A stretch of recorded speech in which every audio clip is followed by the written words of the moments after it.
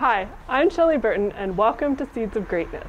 Today we're going to be interviewing the incredible Derek Friday, former star of Mr. Friday on Slice TV, former actor, model, and professional ballerina, who is now a spin and barre instructor extraordinaire at quad spinning.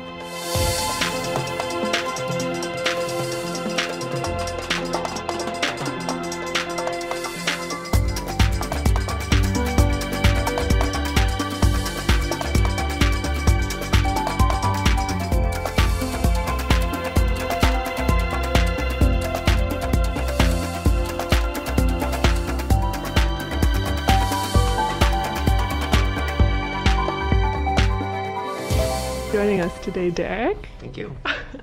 So let's start off with the basics. Where did you grow up? Oh, I'm from Ottawa, Ontario.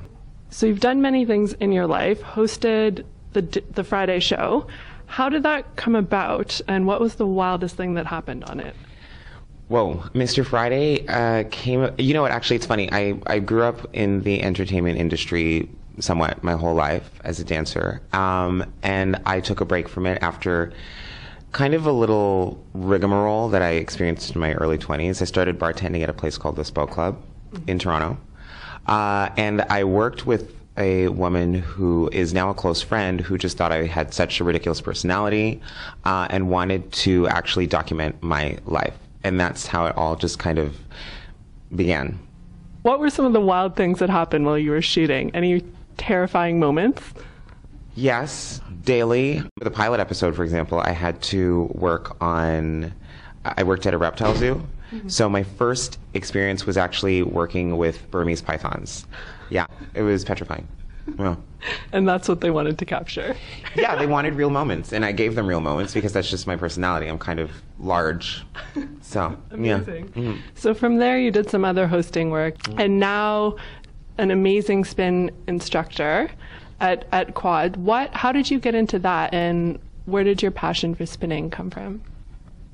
Well, it's kind of a long story. Yeah, it started really, I mean, to be quite honest, I guess I've been training my entire life for it because I started dancing ballet when I was 5. I went pre-professional when I was 9. And it just kind of morphed into something new. I had left the entertainment industry for a while. Started working at a place called Quad Spin in Toronto. It's really awesome. And it just kind of bit me. My first spin class, I thought, this is crazy. Why did I get on this bike? It's ridiculous. And then it just grew and grew, and I was good. So you are good. Yeah. Taking those classes, they're hard. So word on the street is that you've started a unique barre class at Quad Spin. Can you tell us a little bit about that? Yes, well, being from a ballet background, see, everything comes full of circle. Being from a ballet background, I've just seen so many places that have been offering barre programs, and when I look at them, I think, but that's not quite ballet barre. I can do my own barre program that's truer to ballet roots, and so I did. My bosses were really excited about giving me the opportunity to present it at Quad, and I did. I started doing that there, and it's kind of grown into something where people are starting to catch on and enjoy. So, one thing about you, dancer, spin instructor, you're in fabulous shape and have a fabulous body. What is your secret, and what is the role of maybe loving what you eat in that mix? You know, it's funny because, yes, I'm very physically sound, but it's really more of a manifestation of what's going on the inside. But I really do think that there's a connection between your mental state and the food that you're eating. Mind, body, and soul is not a joke. And I think that everybody could actually find their ideal physical fitness if you actually stop looking on the outside and start working from the inside out. Really, you can manifest that perfect physicality for you by loving food, really loving food, nourishing your soul with that food and love for oneself, and physically finding what works for you. I'm not saying that you have to attend my spin classes, although you should, or my bar classes, although you should. But just finding that balance, I think, is very key for everyone to kind of understand. So it's about loving yourself, loving what you put into your food, and loving every bite that goes into your mouth. Yes. Easier said than done. Yes, true. Way easier said than done. But you have to start somewhere. You have to understand what works for you and your body and your soul and your mind and all that jazz. So building on that, you've done so many amazing things in your life. How do you have fun and have your dreams happen at the same time? Are they linked?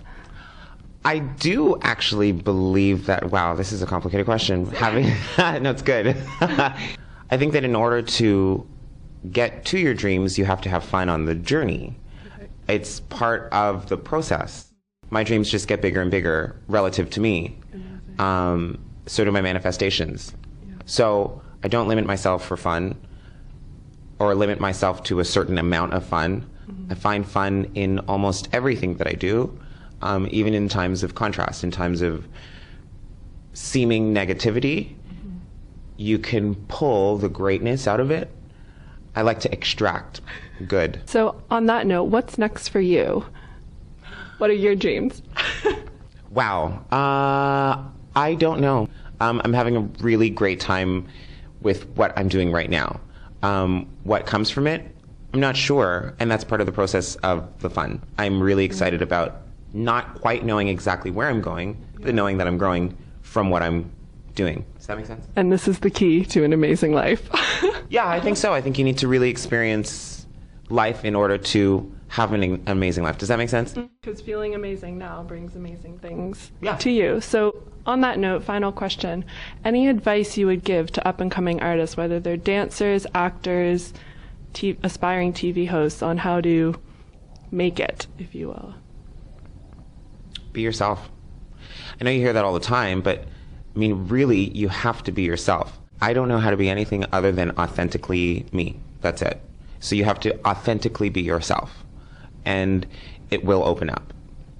All right, awesome. Well, thanks so much, Derek, for joining us. It's been a pleasure.